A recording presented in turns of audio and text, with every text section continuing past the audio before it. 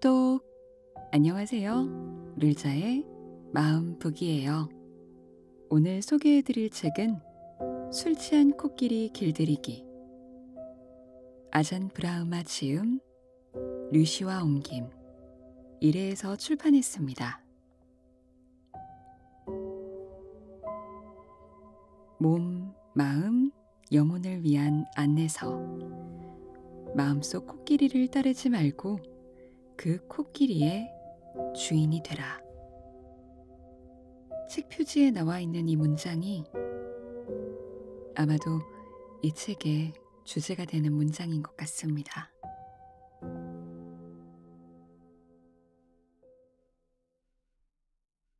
한 여행자가 겐지스 강가에 앉아 주위 풍경을 구경하고 있었다.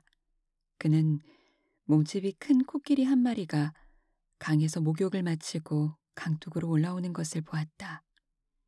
그때 갈고리 달린 막대기를 든 남자가 코끼리에게 다가와 다리를 앞으로 내밀라고 명령했다. 그러자 코끼리는 온순하게 다리를 앞으로 내밀었고 남자는 그 무릎을 밟고 코끼리의 등으로 올라가 앉았다. 이 광경을 보고 있던 여행자는 야생의 코끼리가 인간에 의해 그토록 온순하게 길들여질 수 있음을 보고 큰 깨달음을 얻었다. 그 길로 그는 숲으로 들어가 자신의 마음에 집중하기 시작했다. 다스려지지 않은 인간의 마음은 술 취한 코끼리만큼이나 위험하다. 마음속 이 코끼리가 삶에서 일어나는 모든 문제의 원인이다. 명상과 깨어있음의 밧줄로 마음속 코끼리를 붙들어매는 순간 문제는 사라진다. 영국 케임브리지 대학에서 이론 물리학을 전공한 후 스스로 삭발한 뒤 밀림으로 가서 위대한 스승 아잔차의 제자가 된 아잔 브라흐마. 30년 넘게 수행승으로 살아온 그는 뛰어난 스토리텔러이자 영혼의 치료사이다. 108가지 이야기로 엮어진 이 책은 몸, 마음, 영혼을 위한 안내서이며 마음속 코끼리를 다스리는 이야기이다. 고요히 앉아본 뒤에야 평상시의 마음이 경박했음을 알았네. 침묵을 지킨 뒤에야 지난날의 언어가 소란스러웠음을 알았네. 문을 닫아건 뒤에야 앞서의 사귐이 지나쳤음을 알았네. 욕심을 줄인 뒤에야 이전에 잘못이 많았음을 알았네. 마음을 쏟은 뒤에야 평소의 마음씀이 각박했음을 알았네. 중국의 옛 시.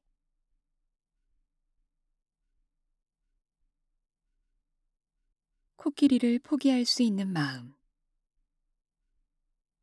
한 사람이 있었다. 그는 코끼리를 갖고 싶었다. 그는 코끼리가 너무 좋아서 코끼리 한 마리를 갖는 것이 소원이었다. 자나깨나 코끼리에 대한 생각으로 머리가 뜨거웠다. 그는 차츰 알게 되었다. 당장 코끼리를 갖게 된다 해도 자신은 그걸 키울 능력이 없다는 것을. 그는 평범한 넓이의 마당을 가진 자그마한 집에 살고 있었고 아주 가난하진 않았지만 농담으로라도 부자라고 말할 수 있는 형편이 전혀 아니었다. 코끼리를 손에 넣는다 해도 그것을 들여다 놓을 공간이 턱없이 부족했으며 날마다 코끼리를 배불리 먹을 만큼의 사료를 살 돈도 갖고 있지 않았다. 그는 자신에게 부가 필요하다는 것을 깨달았다. 코끼리가 과연 자기에게 오게 될지도 의심스러웠지만 만에 하나 갑자기 그 일이 현실로 이루어진다 해도 그것을 유지조차 할 수 없는 자신의 처지가 고통스러웠다. 그래서 그는 돈을 모으려고 밤낮으로 노력했다. 그러나 생각만큼 잘 되지 않았다.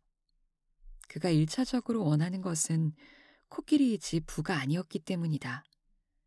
그는 곧잘 돈을 모을 기회를 놓치기 일쑤였다. 하지만 코끼리를 너무도 간절히 원했기 때문에 그는 싫지만 돈을 모아야 했다. 왜 하필 코끼리냐고 사람들은 그에게 묻곤 했다. 개나 고양이라면 쉽게 키울 수 있는 것 아닌가? 물론 그 자신도 그런 생각을 안 해본 것이 아니었다.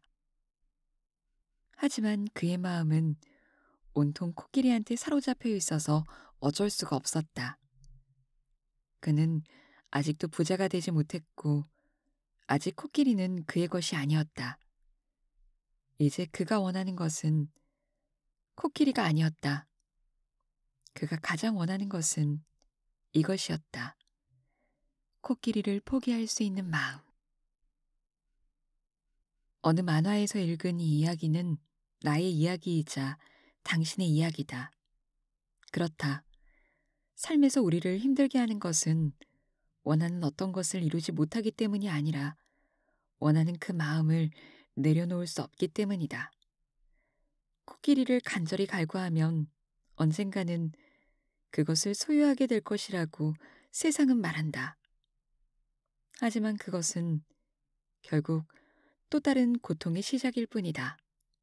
왜냐하면 거기 언제나 더 멋지고 아름다운 코끼리가 존재하기 때문이다. 인간이 추구하는 자유에는 두 종류가 있다. 하나는 욕망의 자유이고 다른 하나는 욕망으로부터의 자유이다. 우리는 늘 욕망의 자유, 곧 선택의 자유를 추구하며 살아간다. 이제 그것은 각자의 마음 속에서 날마다 들려오는 거부할 수 없는 명령과 같다. 어서 코끼리를 원해. 코끼리를 소유하면 넌 더 행복해질 수 있어. 그리하여 당신은 코끼리 살돈을 모으느라 일생의 시간을 다 보낼 것이고, 그런 다음에는 코끼리 사료를 마련하느라 허덕일 것이며, 코끼리와 단 한 번도 즐겁게 논인 적이 없을 것이다. 그리고 생의 마지막에 이르러서는 결국 그 코끼리 때문에 자신이 한순간도 행복하지 않았음을 깨달을 것이다. 그것이 욕망의 자유를 추구하는 인간의 숙명이다. 고타마 부다가 6년 고행 끝에 니란자나 강가의 보리수 아래서 깨달은 첫 번째 진리는 인간의 삶은 두카라는 것이었다. 두카는 흔히 고통으로 번역되지만 나는 그것을 행복의 부재라고 옮기고 싶다. 행복의 부재. 당신과 나의 마음 속에서 결코 현실로 이루어지지 못한 코끼리는 불행한 코끼리가 되어버릴 것이다. 그리고 불행한 코끼리는 머지않아 술 취한 코끼리가 되어버린다. 술 취한 코끼리는 곧 행복의 부재에 대한 슬픈 증명이다. 그 코끼리가 당신의 마음속에 살고 있지만 당신은 그것을 마음대로 다룰 수가 없다. 코끼리는 행복의 부재라는 쓰디쓴 술에 취해 있기 때문이다. 술 취한 코끼리가 어느덧 당신 마음의 주인이 되어버렸다. 여기 또 다른 사람의 이야기가 있다. 한 남자가 시장에 앉아 무언가를 먹고 있었다. 그가 너무도 고통스럽고 행복하지 않아 보였기 때문에 사람들이 그의 주위로 몰려들었다. 그는 얼굴이 붉게 충혈되고 눈에는 눈물이 그득했다. 사람들은 처음에는 무엇이 잘못되었는지 몰랐지만 이내 그가 옆에 칠리를 수북히 쌓아놓고 앉아서 하나씩 입안에 넣고 있다는 사실을 알아차렸다. 세상에서 가장 맵기로 소문난 인도산 고추가 아닌가. 칠리를 입에 넣고 씹을 때마다 남자는 더욱 불편하고 불행해 보였다. 그럼에도 그는 또다시 칠리 하나를 입에 넣는 것이었다. 전보다 더 울 것 같은 표정을 지으며. 마침내 누군가 그에게 물었다. 왜 이렇게 하는 거요? 한두 개 먹었으면 칠리가 얼마나 매운 줄 잘 알 거 아니오. 그런데도 포기하지 않고 계속해서 먹는 이유가 뭐요? 매우 고통스러운 얼굴을 하고서 그 남자가 말했다. 혹시 단맛이 나는 칠리고추가 있을지도 모르잖소. 단맛 나는 칠리를 혹시 발견할 수 있지 않을까 하는 희망으로 매운 고추를 계속해서 먹는 고통스런 남자의 이야기 역시 다름 아닌 나의 이야기이고 당신의 이야기다. 그것은 인간 실존의 문제이다. 우리가 삶에서 어떤 일을 하든 그것은 늘 어떤 종류의 행복을 찾아 나서는 일이다. 문제는 우리가 달디단 칠리고추에 매달리는 저 인도인 남자처럼 잘못된 장소에서 그것을 찾고 있다는 것이다. 그런 고추는 세상에 존재하지 않기 때문이다. 매운 것이 곧 칠리의 본성이므로. 따라서 그 집착과 희망을 내려놓는 일은 진정한 단맛의 발견에 이르는 출발점이 될 수 있다. 그것이 사랑이든 행복이든. 수십 번, 수백 번 우리는 선택의 기회가 있었다. 하지만 삶에 대한 어리석은 관점을 고수하는 한 당신은 여전히 매운 눈물에서 헤어날 길이 없을 것이다. 당신이 원하는 것이 코끼리이든 단맛이 나는 고추든 혹은 훌륭한 배우자든 결국 당신을 고통스럽게 만드는 것은 포기할 수 없는 마음이다. 그것이 단순히 5가지 감각적 즐거움이라 해도 마찬가지다. 실제의 불만족과 행복의 부재를 심화시키는 것은 바로 이 내려놓지 못하는 마음이다. 팔리어로 된 불교 노래에 이런 것이 있다. 모든 것은 죽는다. 모든 것은 자연의 법칙이며 나 역시 죽는다는 것을 의심치 않는다. 세상의 종교들이 가장 큰 어리석음으로 꼽는 망상은 삶이 영원히 지속될 것이라는 착각이다. 모두는 이 즐거운 망상 속에서 존재 이유를 찾고 있다. 세속적인 삶의 목적은 기쁨과 즐거움을 추구하는 것, 그리고 부의 축적뿐이다.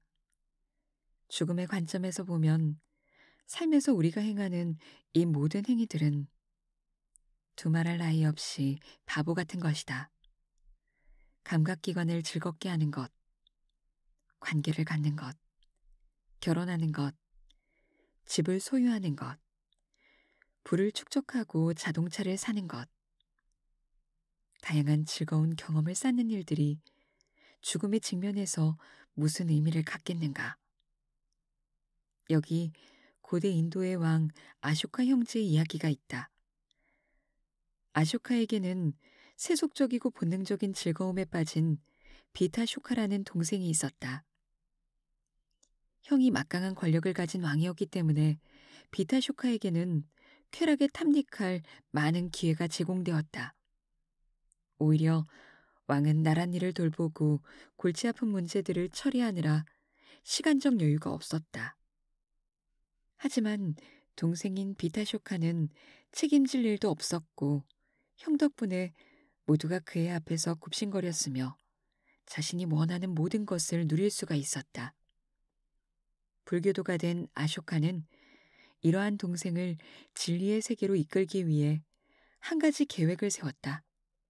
어느 날 아쇼카는 왕이 입는 옷과 왕의 상징인 휘장을 방에 벗어놓은 채 외출을 나갔다. 때마침 비타쇼카는 대신들과 함께 왕궁안을 걷다가 왕의 옷과 휘장이 놓인 방에 이르렀다. 대신 중 하나가 왕의 동생에게 말했다. 이 옷들이 맞는지 한번 입어보시죠. 아주 잘 맞을 것 같은데요. 누가 압니까? 당신의 형이 갑자기 세상을 떠나면 동생인 당신이 황제가 될 것입니다. 괜찮으니 어서 입어보세요. 처음에 비타쇼카는 그 제안을 받아들이지 않았다.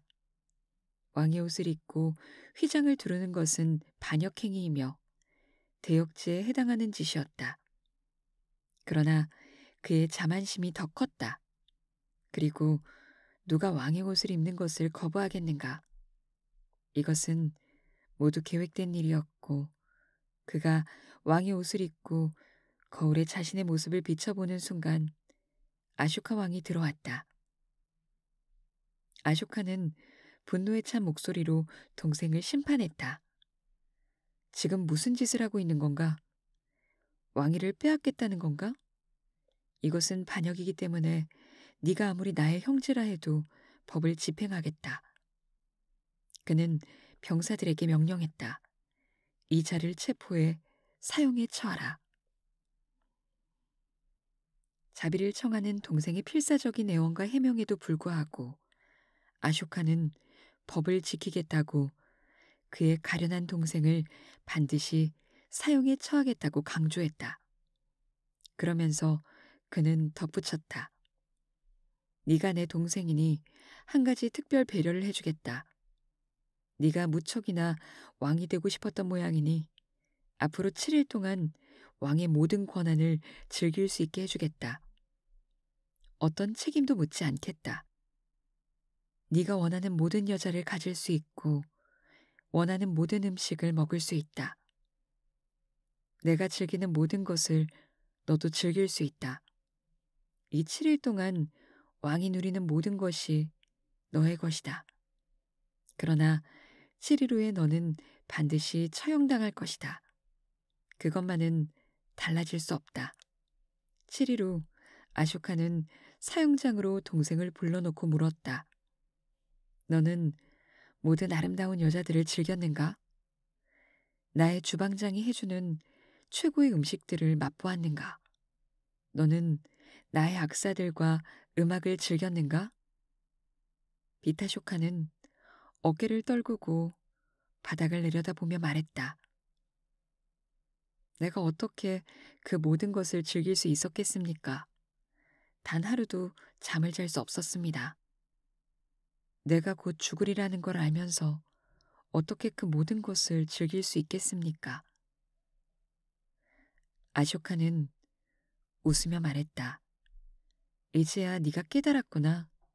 7일 후든 7달 후든 7년 후든 아니면 70년 후든 네가 반드시 죽으리라는 걸 알면서 어떻게 그 모든 감각적 즐거움들을 누릴 수 있겠는가?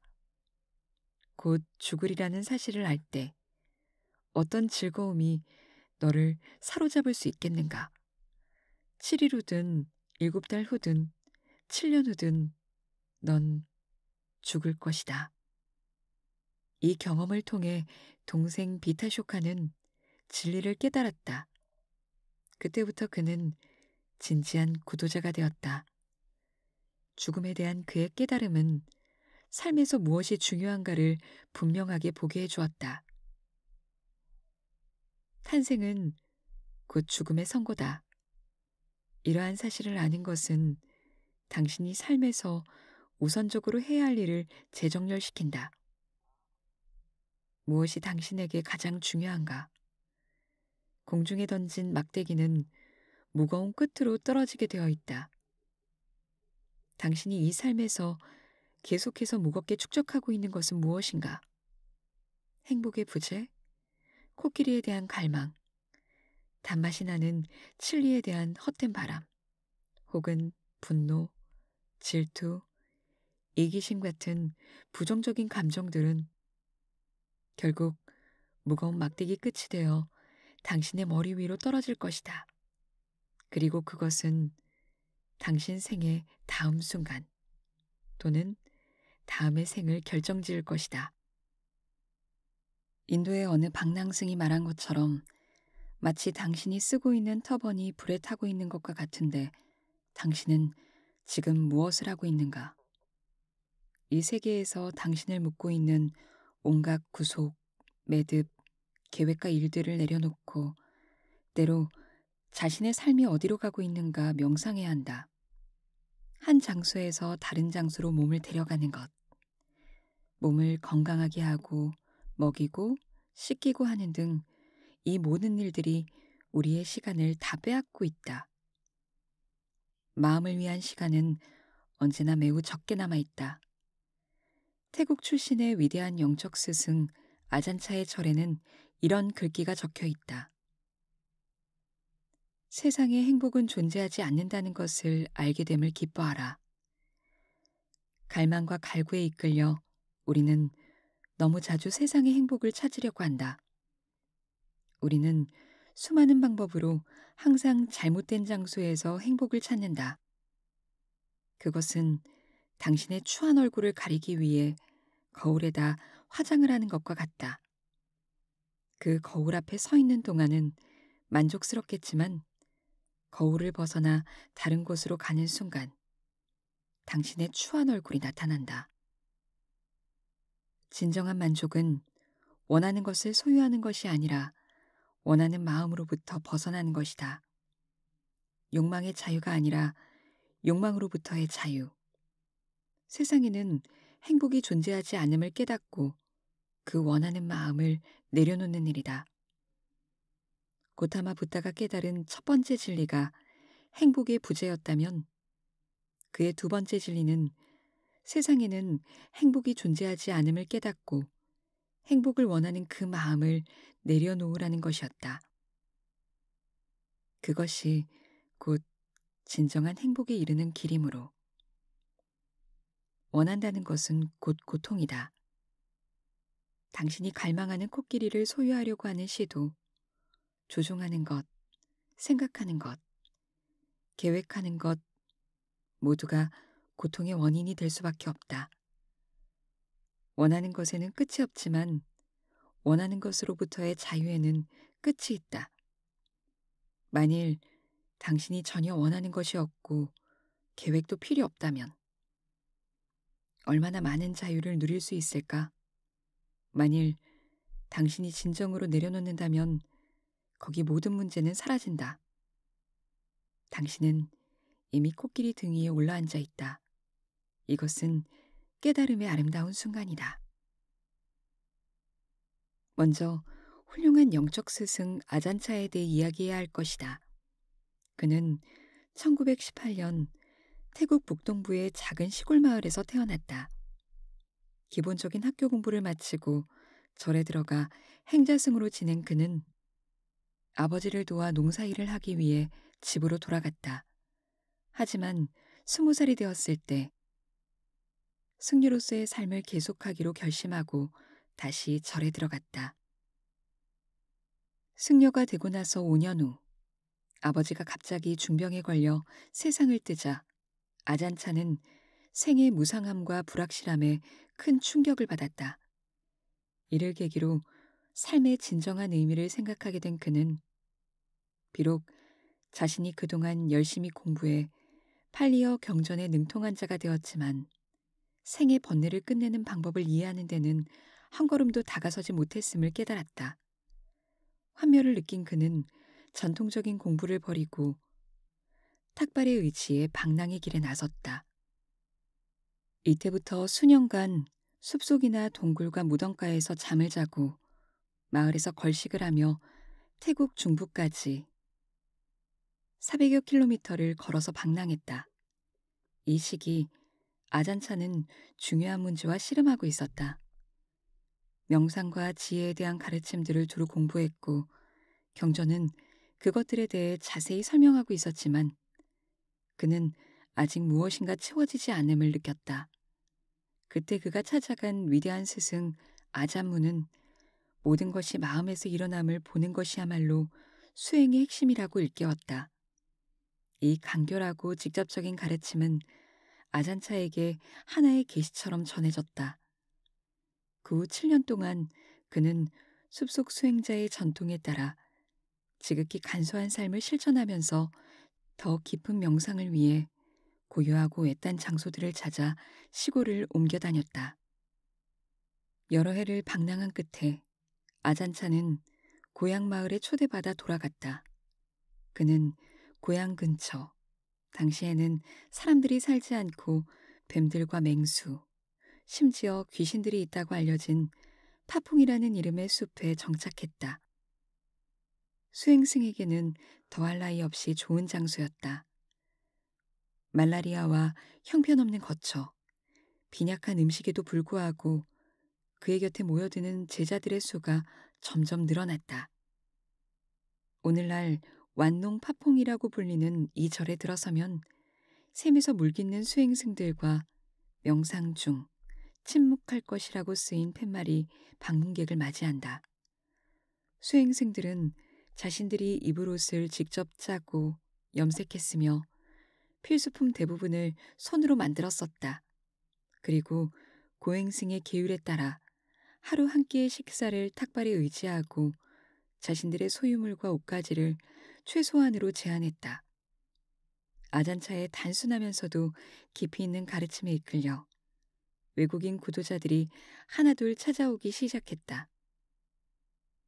어느 날 이 아잔차의 수행처에 23살의 한 영국인 청년이 찾아왔다.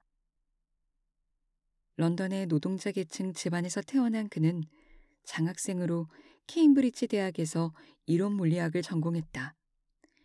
17세 때 학교 도서관에서 우연히 불교 서적을 읽던 중 그는 자신이 불교도라는 사실을 깨달았다.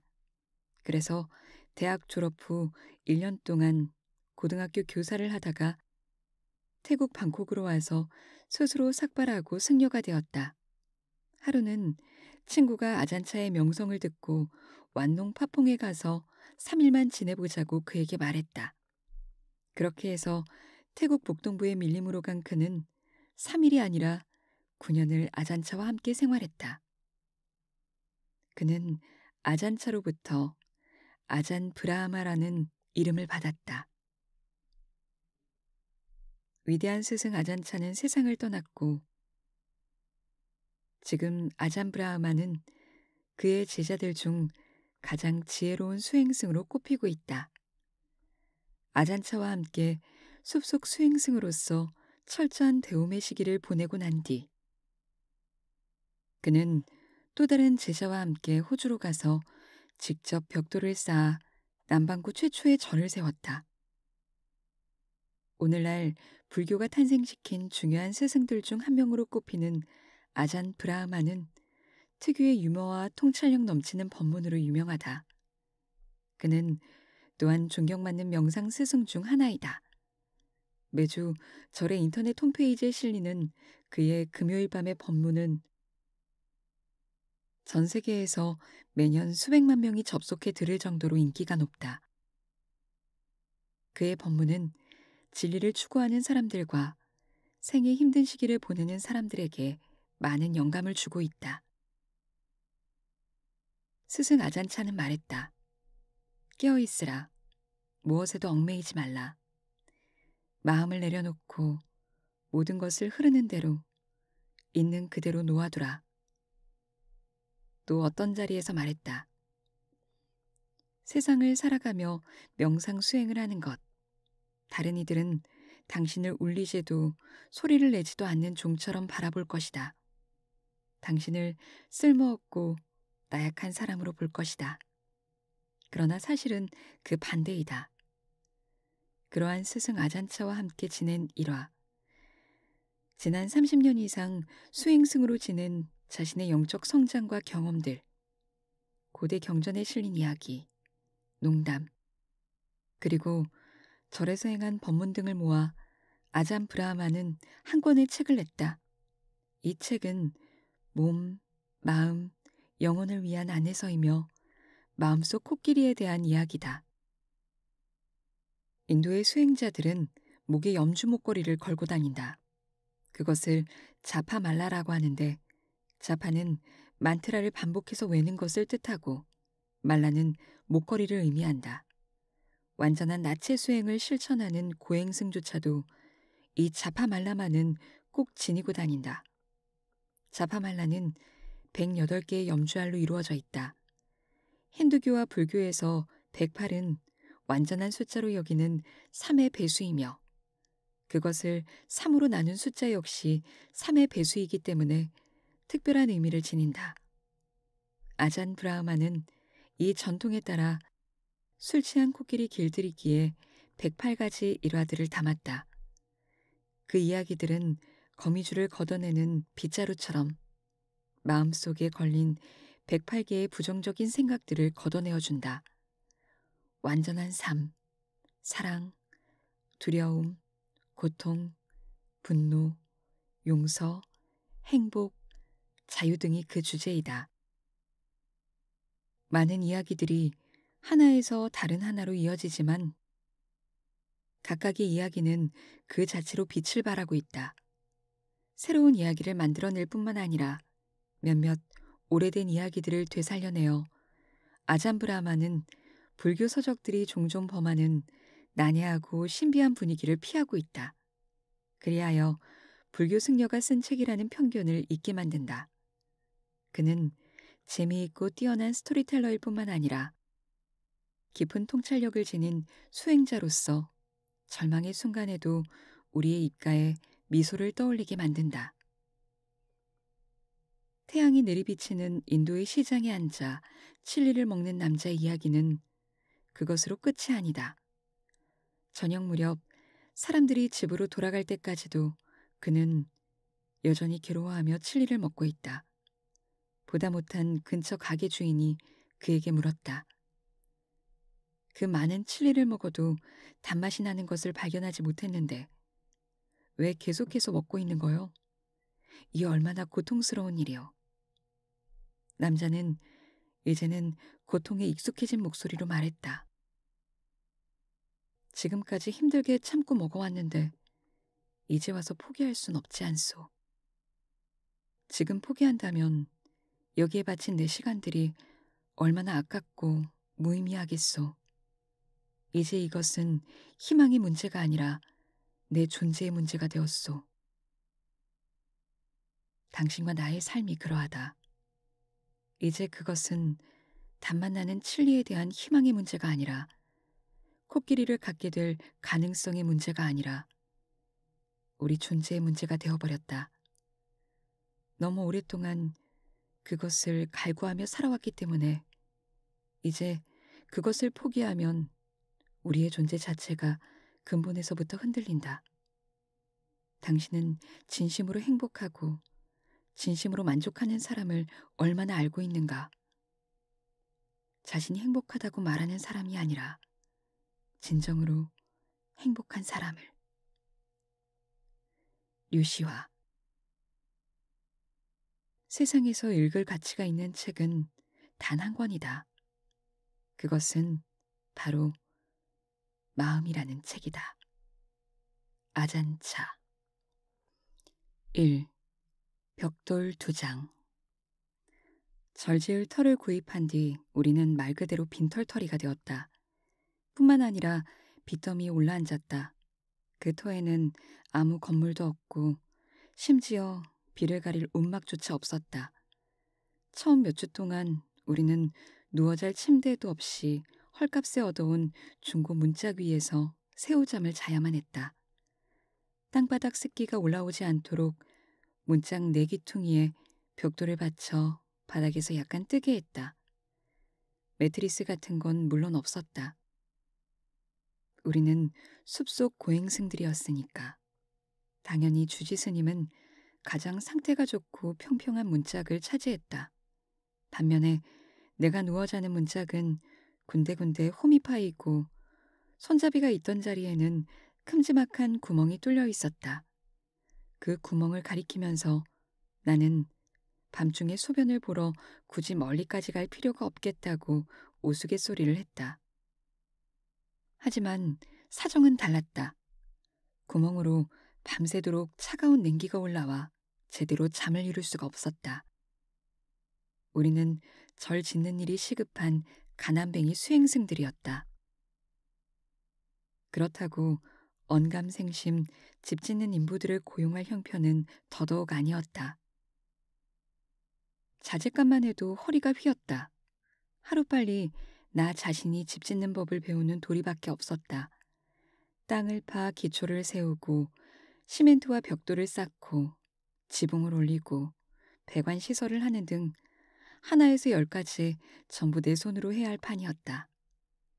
출가하기 전 나는 이론 물리학자였고 전직 고등학교 교사였다. 따라서 육체 노동에는 그다지 잔뼈가 굵은 몸이 아니었다.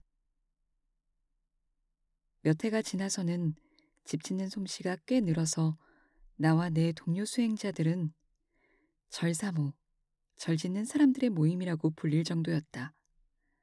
하지만 처음 시작했을 때는 여간 난감한 일이 아니었다. 벽돌 쌓는 일이 일견 쉬워 보일지도 모른다. 먼저 흙손으로 시멘트 반죽을 퍼서 한 덩어리 바르고 그 위에 벽돌 한 장을 얹은 뒤 오른쪽을 한두 번 두드리고 다시 왼쪽을 한두 번 두드리면 되는 것이다. 그러나 처음 벽돌을 쌓기 시작했을 때는 수평을 맞추기 위해 한쪽을 두드리면 반대쪽이 올라갔다. 그래서 그쪽을 두드리면 이번에는 벽돌이 일직선에서 벗어나 앞쪽으로 튀어나오는 것이었다. 튀어나온 쪽을 다시 밀어 넣으면 이번에는 반대쪽이 높아졌다. 일머리가 없어서 그렇다고 나를 무시하기 전에 당신도 한번 해보라. 명색이 수행자인지라 나는 참을성 면에서는 일가견이 있었고 또 시간은 얼마든지 있었다. 따라서 아무리 오래 걸린다 해도 모든 벽을 완벽한 형태로 쌓아 올리기 위해 최선을 다했다. 마침내 첫 번째 벽돌 벽을 완성한 나는 한 걸음 물러서서 감탄의 눈으로 내가 쌓은 벽을 바라보았다. 그런데 이게 어찌된 일인가? 그제야 나는 중간에 있는 벽돌 두 장이 어긋나게 놓여졌음을 알아차렸다. 다른 벽돌들은 모두 일직선으로 똑 발랐지만 두 벽돌만은 각도가 약간 어긋나 있었다. 여간 눈에 거슬리는 것이 아니었다. 그 벽돌 두 장 때문에 벽 전체를 망치고 만 것이다. 실망이 이만저만이 아니었다. 그때쯤 시멘트는 이미 굳을 대로 굳어 벽돌을 도로 빼낼 수도 없었다. 나는 우리의 리더인 주지 스님에게 그 벽을 허물고 다시 쌓자고 제안했다. 솔직히 말해 허무는 정도가 아니라 완전히 날려버리고 싶었다. 그토록 공들여 했는데 일을 망쳤으니 당황스럽기 그지없었다. 하지만 주지 스님은 단호하게 고개를 저었다. 벽을 그대로 두어야 한다는 것이었다. 첫 방문객들이 찾아와 우리의 미숙한 절을 안내하게 되었을 때 나는 외부 사람들이 가능하면 내가 쌓아올린 벽 앞을 지나가지 않도록 신경을 곤두세웠다. 누구라도 그 잘못된 벽을 보는 걸 나는 원치 않았다.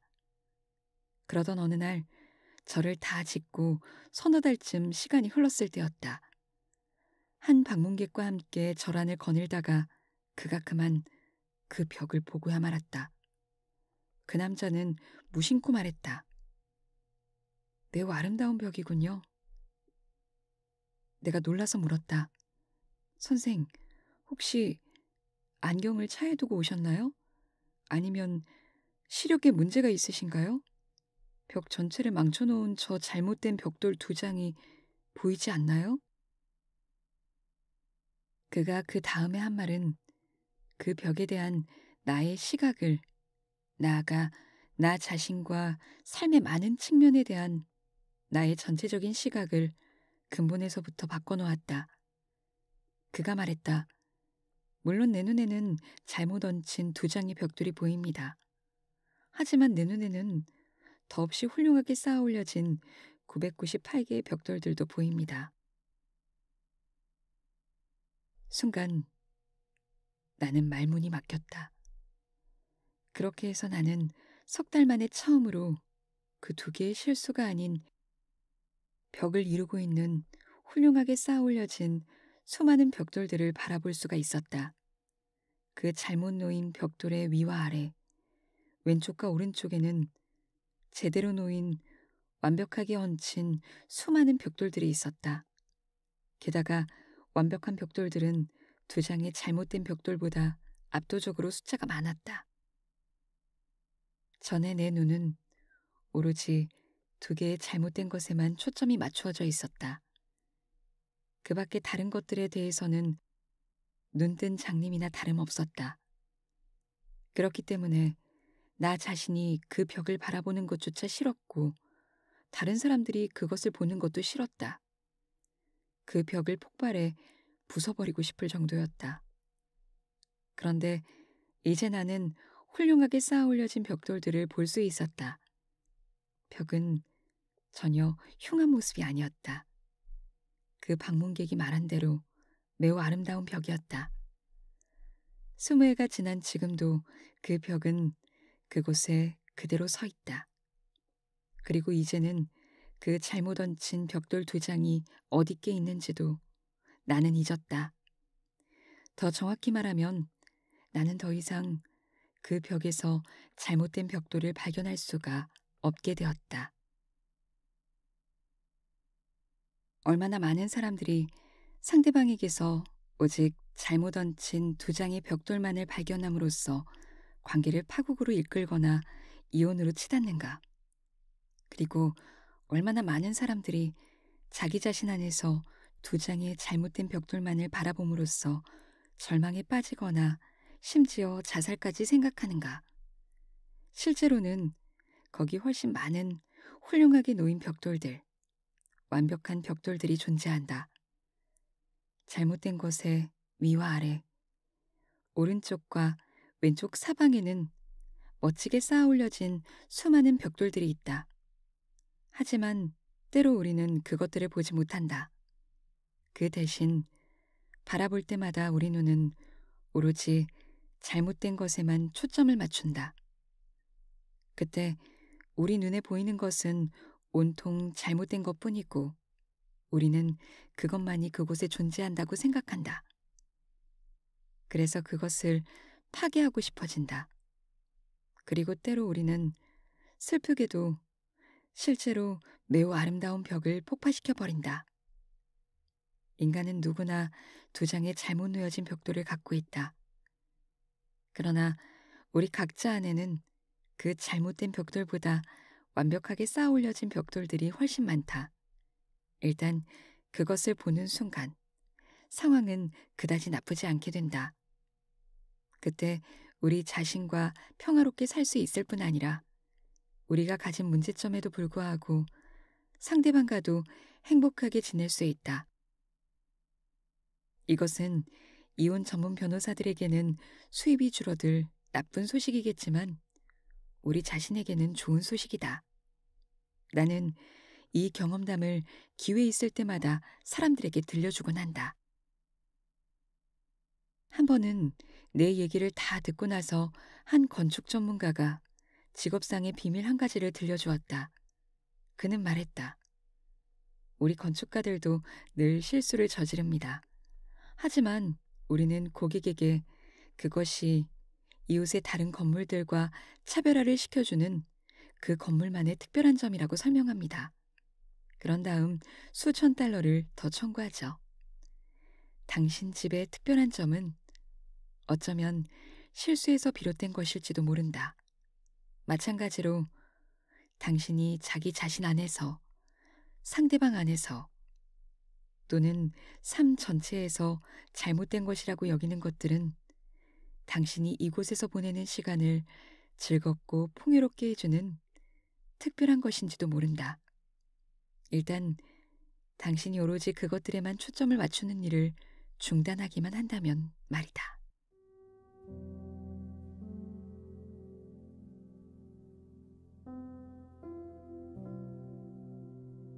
술 취한 코끼리 길들이기는 여기까지 읽어보겠습니다.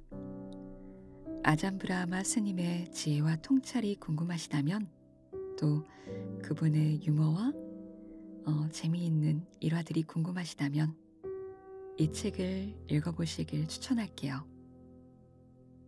오늘도 평안하세요. 왈마스테.